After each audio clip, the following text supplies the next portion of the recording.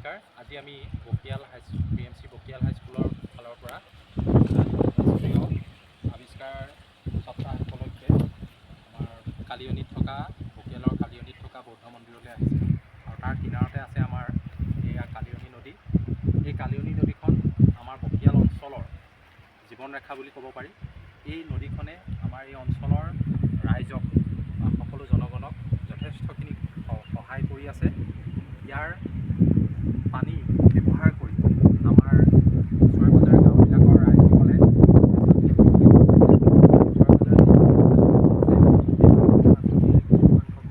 পানী সংগ্ৰহ কৰি পেলাই ৰাইজক যোগান ধৰে। আৰু এই নদীখনে আমাৰ এইটো অঞ্চলত যি বৃষ্টিপাত হয়, বৰষুণ হয়, সেই বৰষুণৰ পানী সংগ্ৰহ কৰি ৰাখি আৰু আমাৰ এই অঞ্চলৰ ভূতল জলৰ পৰিমাণটো বৃদ্ধি কৰি ৰখাত সহায় কৰিছে। আৰু এই অঞ্চলৰ ৰাইজসকলে ইয়াৰ পানী ব্যৱহাৰ কৰি যথেষ্ট উপকৃত হৈছে।